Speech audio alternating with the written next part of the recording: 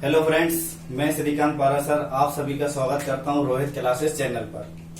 अभी तक की क्लास में मेटल्स, पीरियोडिक टेबल और मेटल्स के कंपाउंड सारी चीजें अपन पढ़ चुके हैं और बहुत अच्छे से उन्हें समझ भी चुके हैं। और सभी बच्चों से ये बोला जा रहा है कि जो भी क्वेश्चंस पूछे जा रहे हैं उनके प्रॉपर कमेंट्स करें, ठीक है? तो आपको बार बार रिकॉल करने की जरूरत नहीं पड़ेगी। इतना क्लियर हुआ। आज का टॉपिक है नॉन मेटल। मेटल्स अपने कंप्लीट हो चुके हैं जो पेपर के पॉइंट ऑफ व्यू से बहुत ज्यादा इंपॉर्टेंट थे। अपन ने बहुत सारे मेटल्स पढ़े और उनके कंपाउंड्स पढ़े हैं। अब पढ़ेंगे अपन नॉन मेटल, ठीक है? और नॉन मेटल्स वो ही पढ़ेंगे क्योंकि बहुत सारे हैं, ठीक है? नॉन मेटल्स में जो ज्यादातर इंपॉर्टेंट है और जहां से क्वेश्चंस पूछे जाते हैं पेपर्स में, ठीक है? तो अभी सबसे पहले अपन मेटल्स, नॉन मेटल्स की डेफिनेशन पढ़ते हैं, उसकी फिजिकल प्रॉपर्टीज पढ़ते हैं और केमिकल प्रॉपर्टीज, और उसके अलावा फिर अपन नॉन मेटल्स देखेंगे कौन से इंपॉर्टेंट हैं। तो सबसे पहले नॉन मेटल या नॉन मेटल्स होते क्या है, अधातु देखते हैं अपन।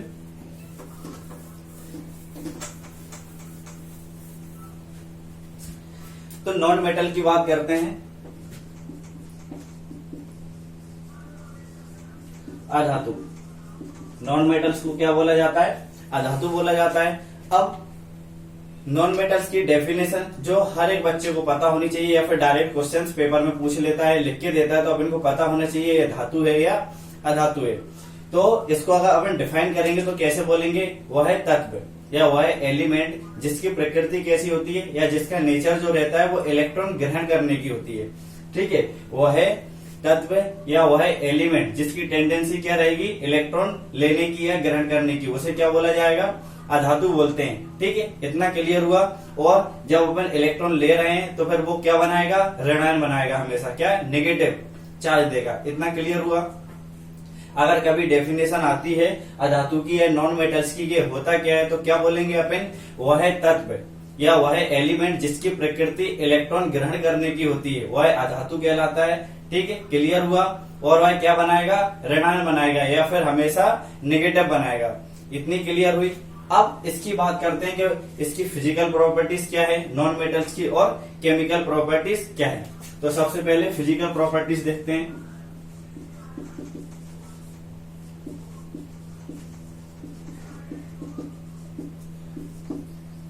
सबसे पहले फिजिकल प्रॉपर्टीज देखते हैं किसकी? नॉन मेटल्स की। अब इसमें पहली फिजिकल प्रॉपर्टीज में पहला पॉइंट इसका जो इम्पोर्टेंट है वो क्या है? जो अधातुएं रहती हैं सामान्यतः या नॉर्मली क्या होती है? ठोस रहती हैं या फिर गैसेस फॉर्म में रहती है, या तो वो सॉलिड होंगी या फिर गैसेस फॉर्म में होंगी।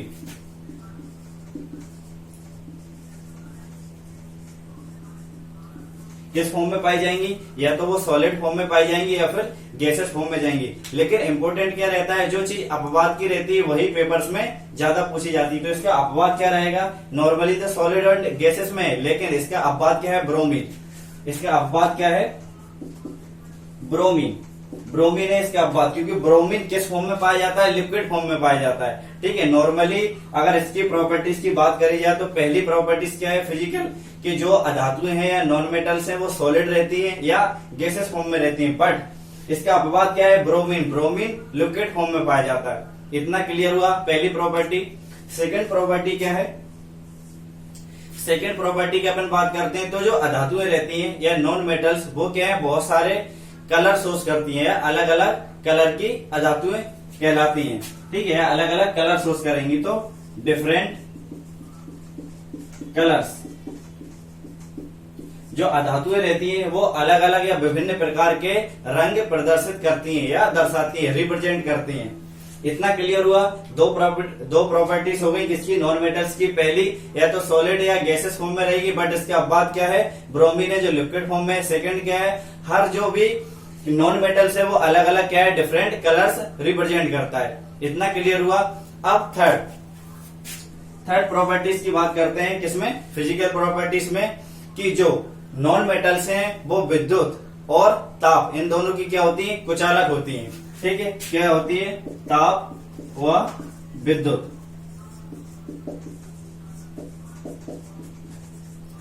ताप और विद्युत। ताप व विद्युत। जो नॉन मेटल्स हैं वो ताप और विद्युत दोनों की क्या होती है? कुचालक होती है। इसका मतलब कि इसमें करंट फ्लो नहीं होगा। कुचालक मीन्स क्या है?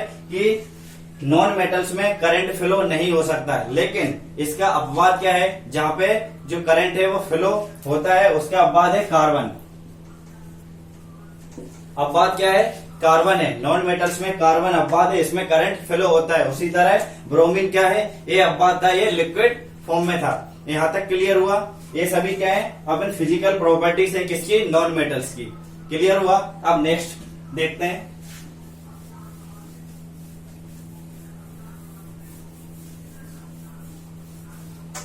नेक्स्ट प्रॉपर्टी है, जो नॉन मेटल्स रहती है वो जनरली क्या रहेंगी, चमकीली,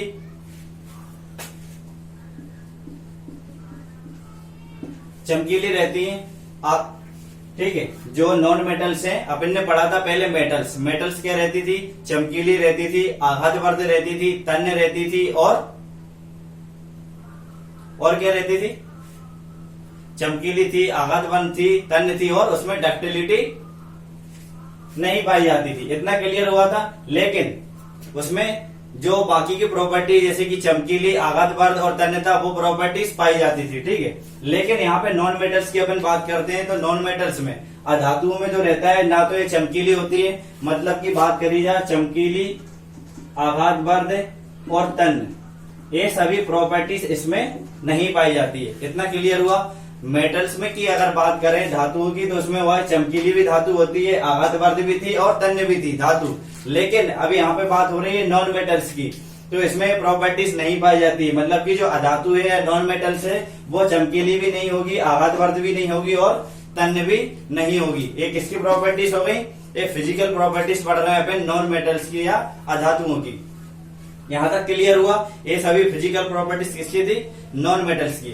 अब आगे चलते हैं, आगे पढ़ेंगे अपन नॉन मेटल्स की केमिकल प्रॉपर्टीज या रासायनिक उसके गुण, किसके, नॉन मेटल्स के।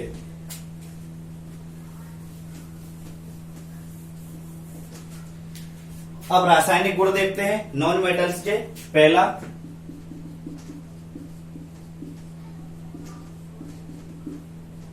पहला गुण या पहली प्रॉपर्टीज इसकी क्या रहेगी, सबसे पहली अपन ने अभी बात की थी कि जो भी नॉन मेटल्स है उनकी टेंडेंसी क्या है, इलेक्ट्रॉन ग्रहण करने की। तो क्या बनाते हैं, ऋण आयन बनाते हैं। तो पहला इसमें पॉइंट लिखना कि जो भी नॉन मेटल्स हैं, अधातु है, वो क्या बनाते हैं, ऋण आयन बनाते हैं। क्या बनाते हैं, ऋण आयन बनाते हैं। इतना क्लियर हुआ। अब सेकंड जो इसकी केमिकल प्रॉपर्टी है उसकी बात करी जाए, तो नॉन मेटल्स या अधातु वो क्या करते हैं, ऑक्सीजन से क्रिया करते हैं। ठीक है, सिंपल सा है। अगर कुछ भी चीज मेटल्स हो, नॉन मेटल्स हो, अगर वो ऑक्सीजन के साथ क्रिया कर रहा है तो क्या बनाएगा, ऑक्साइड बनाएगा। इतना क्लियर हुआ। तो अब यहाँ पे किसकी बात हो रही है, नॉन मेटल्स की। तो नॉन मेटल्स अगर ऑक्सीजन के साथ क्रिया करते हैं तो जो भी ऑक्साइड बनेगा उसकी प्रकृति कैसी होगी, अम्लीय होगी। अगर नॉन मेटल्स है, अगर वो ऑक्सीजन के साथ क्रिया कर रहा है तो जो भी कंपाउंड अपन को बन के आएगा या फॉर्म होगा वो किस प्रकृति का होगा, अम्लीय प्रकृति का होगा। इतना क्लियर हुआ। जैसे कि एग्जांपल की बात करें, सल्फर की अपन ऑक्सीजन के साथ क्रिया करवा देते हैं तो क्या कंपाउंड बन के आएगा, SO2। कंपाउंड क्या बन के आया, SO2। और SO2 की प्रकृति कैसी है, अम्लीय। पढ़ा होगा कि अम्ल वर्षा जब करवाते हैं तो अम्ल वर्षा में सल्फर की महत्वपूर्ण भूमिका रहती है या SO2 उपयोग होता है। तो इतना समझ में आया कि अगर जो भी नॉन मेटल्स है, अगर उसकी ऑक्सीजन के साथ अपन क्रिया करवाते हैं तो जो ऑक्साइड बन के आएगा वो कैसा रहेगा, अम्लीय प्रकृति का बन के रहेगा। इतना क्लियर हुआ। इसके अलावा अगर एक और एग्जांपल अपन देखते हैं तो SO2 को लो। जैसे कि अपन ने SO2 को लिए, इसके साथ अगर ऑक्सीजन के साथ अपन कुछ भी रिएक्शन करवा देते हैं, मान लो वाटर के साथ करवा दी अपन ने रिएक्शन H2O, वाटर के साथ किसकी रिएक्शन करवा दी, SO2 की। इतना क्लियर हो। तो क्या कंपाउंड बन के आएगा, H2SO3 ये कंपाउंड बन के आया और इसकी प्रकृति भी कैसी है, एसिडिक है या अम्लीय है। इतना क्लियर हुआ। सिंपल सा। सबसे पहला इसकी टेंडेंसी क्या होती है, इलेक्ट्रॉन लेने की रहती है। ठीक है, इसीलिए उसका जो भी क्या बोला जाता है वो नेचर कैसा रहेगा, ऋणायन रहेगा। इतना क्लियर हुआ। या फिर हमेशा वो नेगेटिव चार्जेस शो करेगा। सेकंड प्रॉपर्टी में क्या बताया गया है कि जो भी नॉन मेटल्स है अगर वो ऑक्सीजन के साथ रिएक्शन करता है तो उसका जो भी कंपाउंड बन के आएगा उसकी प्रकृति या नेचर कैसा रहेगा, हमेशा एसिडिक रहेगा। इतना क्लियर हुआ। इसके बाद नेक्स्ट देखते हैं।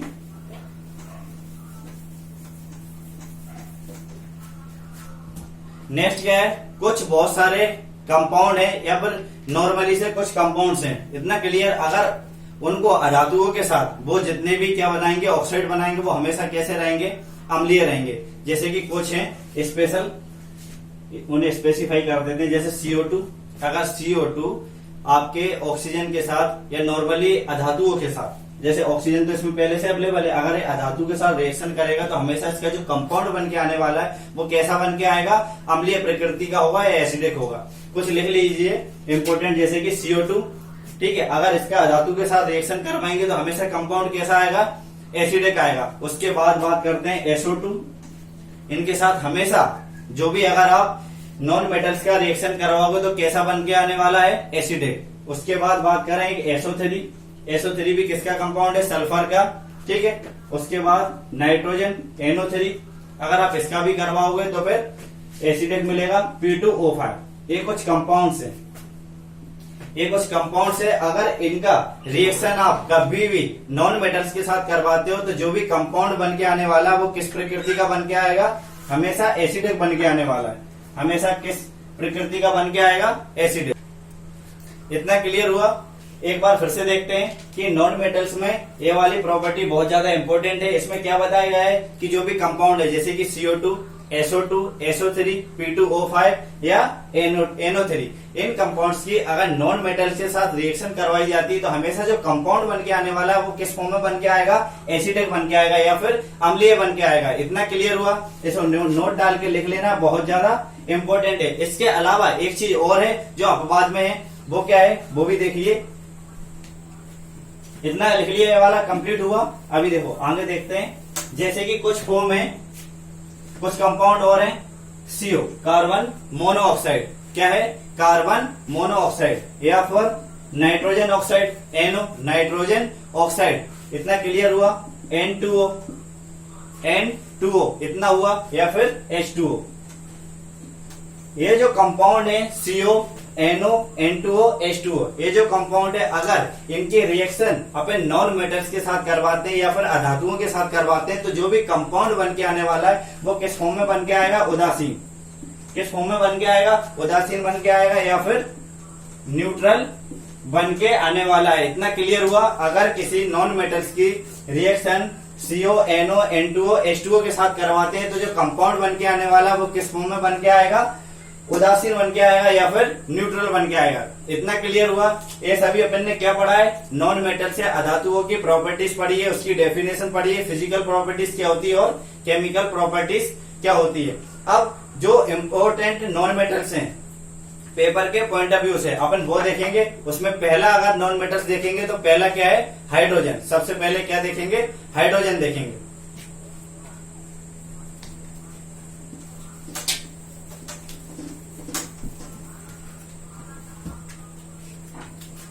पहला नॉन मेटल्स क्या देख रहे हैं, हाइड्रोजन। पहला नॉन मेटल्स देखते हैं, हाइड्रोजन।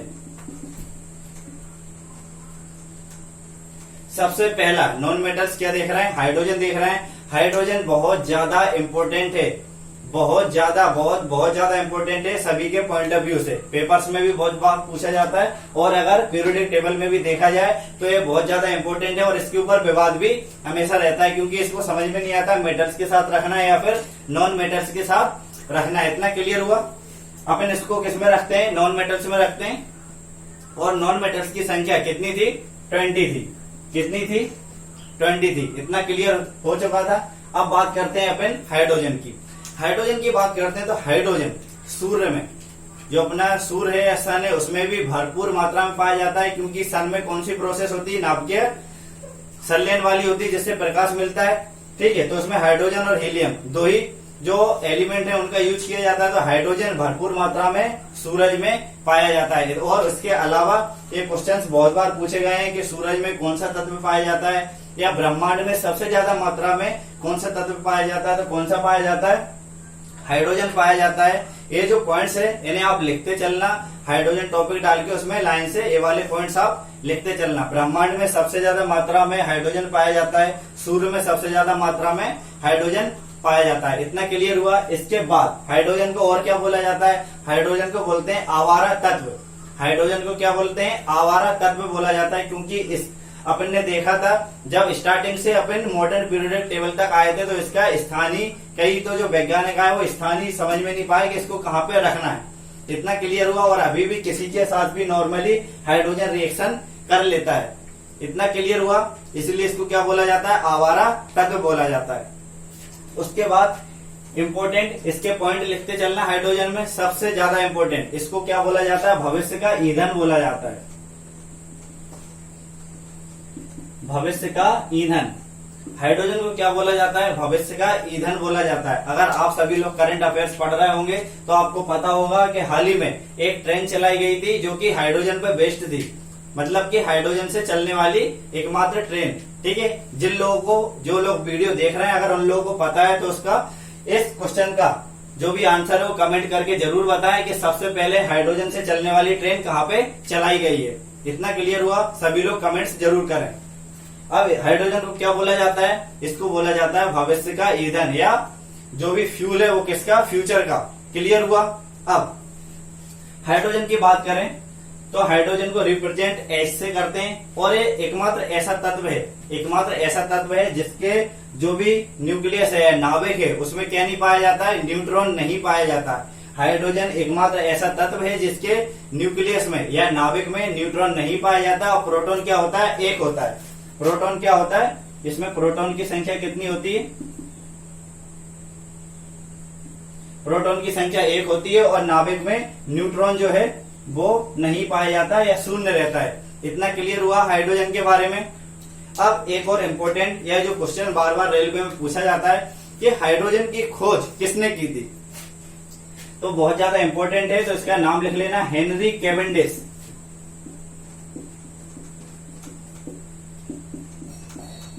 हाइड्रोजन की खोज किसने की थी? हेनरी कैवेंडिश ने की थी। और कब की थी? 1766 में। हेनरी कैवेंडिश ने की थी। कब की थी? 1766 में। किसकी? हाइड्रोजन की खोज। बहुत ज्यादा इंपॉर्टेंट है क्वेश्चन। रेलवे में या व्यापम के जितने भी एग्जाम्स हुए जहां पे केमिस्ट्री पूछी जाती, तो वहां पे ये वाला क्वेश्चन बहुत बार पूछा गया है। इतना क्लियर हुआ। अब बात करते हैं कि जो हाइड्रोजन है, हाइड्रोजन का उपयोग बहुत जगह किया जाता है। जितने भी अम्ल हैं, अगर गौर से देखोगे या अच्छे से पढ़ोगे तो अम्ल जो भी है उसमें ज्यादातर यूज हाइड्रोजन का होता है। ठीक है, आप HCl की बात करो, H2SO4 की बात करो, ठीक है, नाइट्रिक अम्ल की बात करो, HNO3, तो सभी जगह पे क्या पाया जाता है? हाइड्रोजन का यूज होता है। सभी जितने भी अम्ल हैं वहां पे अनिवार्य अंग क्या होता है? हाइड्रोजन रहता है। इतना क्लियर होगा। अब इसके बाद बात करते हैं हाइड्रोजन के समस्थानिक या आइसोटोप्स। हाइड्रोजन के समस्थानिक या आइसोटोप्स की बात करते हैं तो कितने होते हैं? 3 होते हैं, सभी को पता है।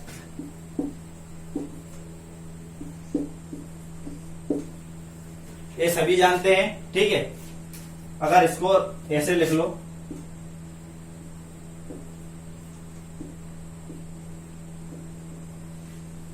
पहला जो रहता है उसमें हाइड्रोजन, ड्यूटेरियम और ट्राइटियम। सभी को पता है हाइड्रोजन, ड्यूटेरियम और ट्राइटियम, ये 3 क्या होते हैं? हाइड्रोजन के समस्थानिक होते हैं या आइसोटोप्स होते हैं। इतना क्लियर हुआ। बस जनरली इनसे यही पूछा जाता है कि हाइड्रोजन के कितने समस्थानिक होते हैं या आइसोटोप्स होते हैं, तो कितने होते हैं? 3 होते हैं। नॉर्मली एक पाया जाता है, इसमें 2 और 3। ठीक है, इसको क्या बोलते हैं? प्रोटियम, ड्यूटेरियम और ट्राइटियम। इसको क्या बोला जाता है? प्रोटियम, इसको ड्यूटेरियम और इसको ट्राइटियम। ये तीनों क्या है? हाइड्रोजन के समस्थानिक हैं या आइसोटोप्स हैं। इनके नाम क्या है? प्रोटियम, ड्यूटेरियम और ट्राइटियम। ये क्या है? आइसोटोप्स हैं हाइड्रोजन के। इतना क्लियर हुआ। हाइड्रोजन की खोज किसने की? हेनरी कैवेंडिश ने 1766 में या 1766 में।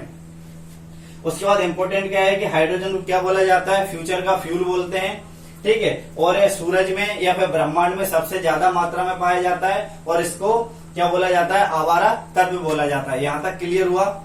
अब इसके अलावा एक और इम्पोर्टेंट चीज है, क्या? भारी जल।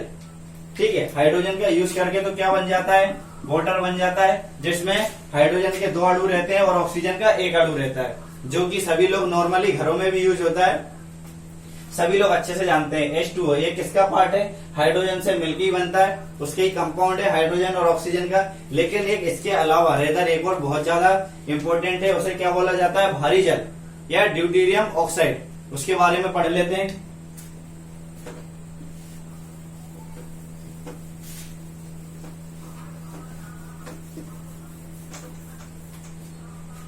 क्या है ड्यूटेरियम ऑक्साइड? D2O। यह क्या है? इसको भारी जल बोला जाता है या फिर हैवी वाटर बोला जाता है। क्या बोलते हैं? Heavy water. इसे हैवी वाटर बोला जाता है। और किस टेम्परेचर पे जमता है? ये बहुत ज्यादा इंपॉर्टेंट है। क्या किस टेम्परेचर पे जमता है? 3.8 डिग्री सेल्सियस। 3.8 डिग्री सेल्सियस पे भारी जल या ड्यूटेरियम ऑक्साइड क्या है? जमने लगता है। इतना क्लियर हुआ। और इसका अणु भार कितना होता है? क्या मोलिकुलर वेट कितना होता है? 20। कितना होता है अणु भार इसका? 20 होता है। इतना क्लियर हुआ। अब इसके बारे में एक और इम्पोर्टेंट बहुत अच्छी बात, या जो ज्यादातर पेपर्स में पूछी जाती है, वो क्या है? इसके उपयोग के भारी जल का उपयोग कहाँ कहाँ पे किया जाता है।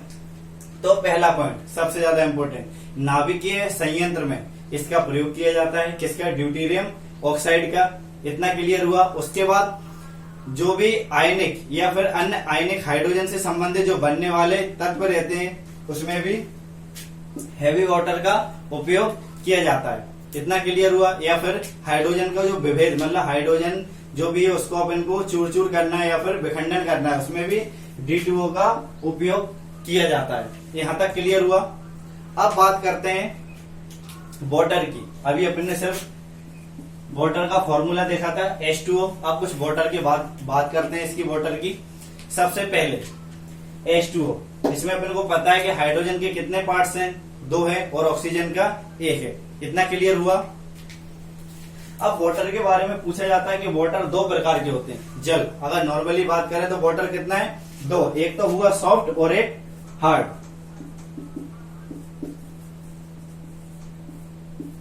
ठीक है। वाटर कितने प्रकार का होता है? 2 प्रकार का होता है। एक तो सॉफ्ट होता है और एक हार्ड होता है।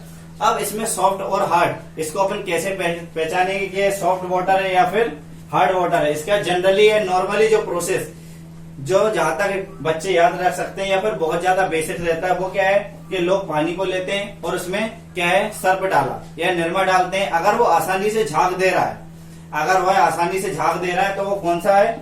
सॉफ्ट वाटर है। ठीक है। जैसे क्या बोला जाता है? मृदु। ठीक है। और अगर वह आसानी से झाग नहीं दे रहा है तो उसे क्या बोलेंगे? कठोर या हार्ड वाटर बोलेंगे। सिंपल सी डेफिनेशन है। जल 2 प्रकार का होता है। ठीक है, सॉफ्ट और हार्ड। इतना क्लियर हुआ। अब इसे पहचानेंगे कैसे? अगर इसमें आप अपमार्जक घोलोगे तो अगर वो आसानी से झाग दे रहा है तो वो क्या है? सॉफ्ट वाटर है। और अगर वह नहीं दे रहा है तो फिर कौन सा है? हार्ड वाटर है। इतना क्लियर हुआ। और जल का यहाँ पे H2O फॉर्मूला रहता है। क्लियर। और इसमें जो इसका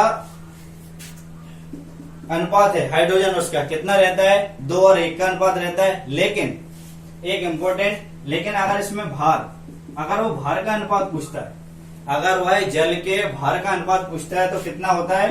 1:8। क्लियर हुआ। 1:8। ऑक्सीजन का कितना होता है? 8 होता है और हाइड्रोजन का 1 रहता है। इतना क्लियर हुआ। बहुत ज्यादा इंपॉर्टेंट है। अगर वह नॉर्मली अनुपात पूछता है जल का कि हाइड्रोजन और ऑक्सीजन का कितना है तो 2:1 रहता है। लेकिन अगर उसने भार का अनुपात पूछा है जल के हाइड्रोजन और ऑक्सीजन का तो कितना रहेगा? 1:8 रहेगा। इतना क्लियर हुआ। अब एक चीज और समझते हैं। यहाँ पे अपन ने डिस्कस किया कि 2 तरह का पानी पाया जाता है, एक तो मृदु रहेगा और एक कठोर रहेगा, या सॉफ्ट एंड हार्ड वाटर पाया जाता है। अब अगर इसमें कुछ ना कुछ हार्डनेस है तो उसको अपन दूर कैसे कर सकते हैं? कुछ ना कुछ तो हार्डनेस रहेगी ना। अगर उसको अपन देख रहे हैं तो हार्डनेस जो जनरली 2 प्रकार की होती है, एक तो रहेगी टेम्परेरी और एक परमानेंट, या फिर एक हिंदी में समझते हैं जो थोड़ी देर के लिए रहेगी, उसमें अपन कुछ ना कुछ बाहर से मिलाएंगे और उस हार्डनेस को अपन खत्म कर देंगे। या फिर एक ऐसा रहेगा आप कितना भी कुछ मिला लो उसमें हार्डनेस हमेशा परमानेंट उपस्थित रहेगी।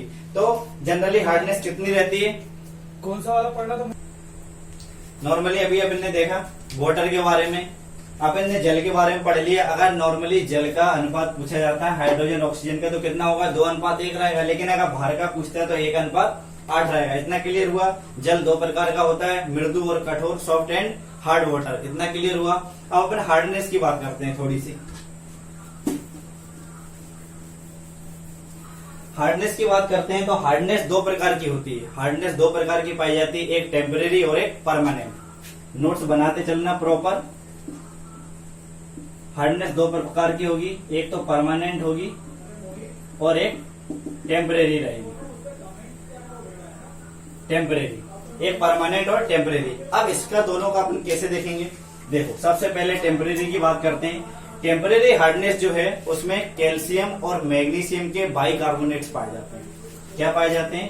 कैल्शियम और मैग्नीशियम के बाइकार्बोनेट्स। बहुत अच्छे से याद कर रखना, बाइकार्बोनेट। कैल्शियम और मैग्नीशियम के क्या पाए जाते हैं? बाइकार्बोनेट्स पाए जाते हैं। किसमें? टेम्परेरी हार्डनेस में। और इसको तो जनरली यूज कर सकते हैं अपन, पानी को उबाल के दूर कर सकते हैं। जो गांव के लोगों को अगर देखा होगा तो वो क्या करते हैं, पानी में क्लोरीन डाल देते हैं, ग्रामीण क्षेत्र के लोग। ठीक है, तो उससे क्या होती है, ये जो हार्डनेस है वो नीचे दब जाती है और फिर पानी जो शुद्ध है वो ऊपर आ जाता है। इतना क्लियर है। नॉर्मली घरों में भी यूज किया होगा। या फिर इसमें दूधिया कलर की आप चूना डाल दो, ठीक है, तो उससे भी क्या होगा, अपना पानी शुद्ध हो जाता है या हार्डनेस नीचे जम जाती है, अपन को वाटर शुद्ध ऊपर मिल जाता है। इतना क्लियर हुआ। एक इसके बारे में है टेम्परेरी हार्डनेस में। इसमें क्या पाया जाता है? कैल्शियम और मैग्नीशियम के बाइकार्बोनेट्स। बहुत ज्यादा इंपॉर्टेंट है।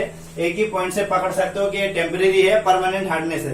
तो टेम्परेरी में क्या रहेगा? कैल्शियम और मैग्नीशियम के बाइकार्बोनेट्स। इतना क्लियर हुआ। अब बात करते हैं परमानेंट हार्डनेस की। तो परमानेंट हार्डनेस में क्या आएगा? इसमें कैल्शियम और मैग्नीशियम के क्या पाए जाते हैं? सल्फेट्स और क्लोराइड्स पाए जाते हैं।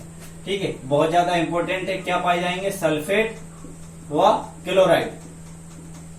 ठीक है, इसमें कैल्शियम और मैग्नीशियम के बाइकार्बोनेट्स पाए जा रहे थे टेम्परेरी में, लेकिन परमानेंट में कैल्शियम और मैग्नीशियम के सल्फेट और क्लोराइड पाए जा रहे हैं। इतना क्लियर हुआ। बस बेसिस का अंतर है, इसमें कैल्शियम और मैग्नीशियम के बाइकार्बोनेट्स और इसमें कैल्शियम और मैग्नीशियम के सल्फेट और क्लोराइड्स। इसको जनरली अपन कैसे कर सकते हैं, हार्डनेस कैसे हटा सकते हैं? उबाल के, दूधिया चूना मिला के, ठीक है, या फिर क्लोरीन डालकर। इतना क्लियर हुआ। बट अपन जो परमानेंट हार्डनेस है इसको दूर करने के लिए क्या मिलाएंगे? इसमें सोडियम कार्बोनेट मिलाया जाता है। क्या मिलाया जाता है? सोडियम कार्बोनेट मिलाते हैं, NaCO3। सोडियम कार्बोनेट मिलाते हैं। ठीक है, किसको दूर करने के लिए? परमानेंट हार्डनेस दूर करने के लिए। या फिर जियोलाइट प्रोसेस होती है, उसको फॉलो करते हैं। कौन सी प्रोसेस रहती है? पूछा जाता है जियोलाइट प्रोसेस। एक क्वेश्चन पूछा जाता है कि जो परमानेंट हार्डनेस है उसको किसके द्वारा दूर किया जाता है? तो जियोलाइट प्रोसेस के द्वारा दूर करते हैं। या फिर पूछता है, पेपर्स में बहुत बार पूछा गया है कि जियोलाइट प्रोसेस का यूज या फिर जियोलाइट प्रोसेस का उपयोग कहाँ पे किया जाता है? तो अपन परमानेंट हार्डनेस को दूर करने के लिए जियोलाइट प्रोसेस का उपयोग करते हैं। यहाँ तक क्लियर हुआ। आज अपन ने नॉन मेटल्स देखा, उसकी प्रॉपर्टीज देख ली, फिजिकल और केमिकल प्रॉपर्टीज। और पहला नॉन मेटल्स हाइड्रोजन के बारे में पढ़ा, ठीक है, वाटर के बारे में पढ़ा, उसकी हार्डनेस समझ ली, और भारी जल या फिर हैवी वाटर के बारे में भी पढ़ा। अब यहाँ के आज का लेक्चर जो है वो यहीं पे फिनिश होता है। नेक्स्ट लेक्चर में क्या करेंगे, इसके आगे जो नॉन मेटल्स है इंपोर्टेंट, ठीक है, उनके बारे में पढ़ेंगे और उनके कंपाउंड्स या उसके बारे में जो पूछा जाता है पेपर के पॉइंट ऑफ व्यू से, वो अपन सारी चीजें डिस्कस करेंगे। वीडियो अगर अच्छा लग रहा हो तो उसे लाइक करें, सब्सक्राइब करें और शेयर करें। और जो भी क्वेश्चंस पूछे जा रहे हैं क्लास में या फिर अभी लेक्चर में जो भी पूछा गया है तो उसका कमेंट्स जरूर करके बताएं। उससे सारी चीजें आपको नॉर्मली याद रहेंगी, बार बार रिकॉल करने की जरूरत नहीं पड़ेगी और आप भूलोगे भी नहीं। Thank you.